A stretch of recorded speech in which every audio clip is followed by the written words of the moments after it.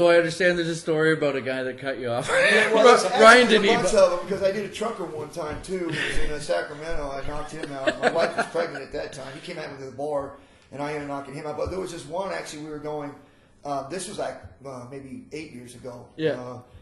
I was coming home, and we were all at the amusement park. We went to the amusement park. I had all my grandkids with me. My wife had her Porsche, and there was 2 kids in the car with her. She was in front of me. We were on our way home. So we come to this light, right? Well, she made it through the light, and she's going home, and we're probably 2 blocks away from our house.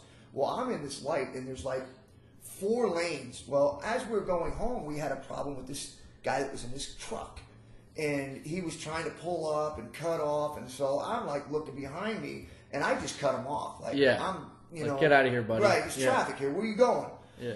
Well, we come up the light, and we stop, so I'm looking back. Well, this dude pulls up in the far right-hand lane. I'm in the turn lane.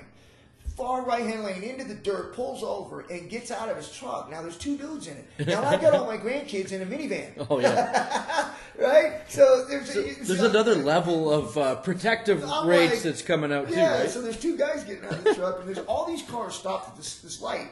So he's walking in between all these cars coming to my vehicle. So I roll down the window. My kid is in the front seat, and I push him backwards, right? And I go, you come 1 step closer to my car, and I'm getting out. I'm knocking the shit out of you. Right? And so he keeps coming. So I get out of my car. My kid's going, Dad, he's probably about 13 at the time. Dad. And I was like, don't get out, stay in the car. Because like one of them was 13, the other one was 15. Yeah. And then I had ones that were 2 or 3, my nieces. And so I get out, and I come around my car, and this dude's probably maybe 6 foot, but he's probably 250, 260, big fat guy. Yeah. Had a chef's uniform on. Like he just got off work. This other kid's coming, and he's thinner, a little bit bigger, right? He comes at me, he takes a swing at me, and I hit him. Bam! Right next to my vehicle. He lands on the ground. Bam! He's out. This kid jumps on my back, and so I go to throw him off, and I go to hit him, and he takes off running. Yeah. Thank God, because that kid was his son, and he was 17 years old. Oh, no. So I was like, thank God he did run, right? Yeah, because you don't want to beat up a 17-year-old. No, so everybody stopped at this light, right? Now, nobody's moving when the fight's going. The right turns green. Nobody's moving. They're all watching everyone's this, watching. Right? So the cops show up, and all those cars are still there. Like, nobody's moving.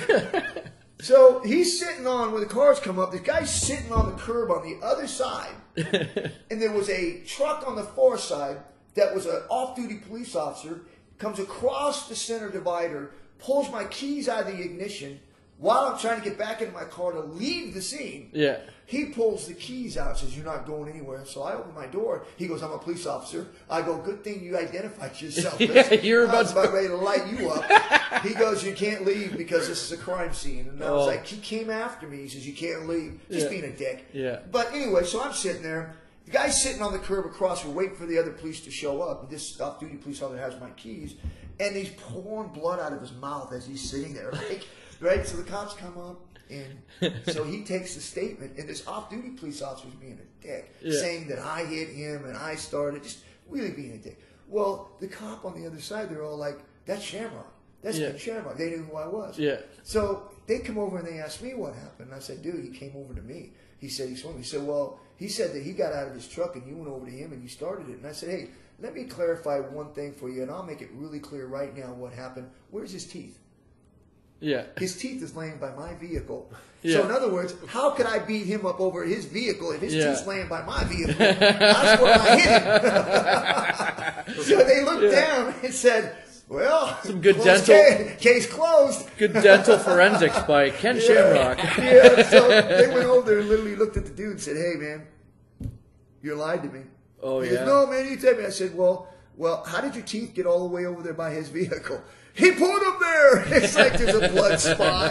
It's all there. He's like, well, okay, whatever. He says, I guess you messed with the wrong guy today, didn't you? Oh, that's so funny. Imagine that, eh? Just getting into a road rage fight, and then it's Ken Shamrock. That would be my luck. Yeah. Oh, this guy wants to. Oh, fuck. Yeah. Then my wife pulls up after all this is happening. She's just starting to get over. She pulls up and she's shaking her head like, oh no. He's like, not again. Oh yeah.